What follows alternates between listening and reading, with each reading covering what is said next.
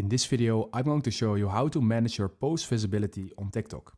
And what you're going to do is you're going to your profile section, you click on the top right, three stripes.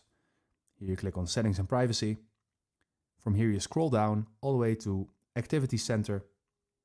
Here you scroll down again. And here you see at the bottom, manage post visibility. And we're going to click on this. And here we can see all our posts.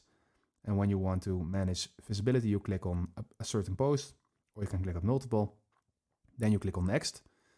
And in here you can see the options you can change the visibility to.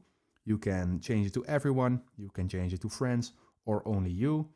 And when you, for example, want to change it to everyone, then you click on update. And then the visibility will be updated for only this post. And when you want to select more posts, of course, you can select all of them and do this all simultaneously. So if this video helped you out, please leave a like and consider subscribing, and then I see you in the next one.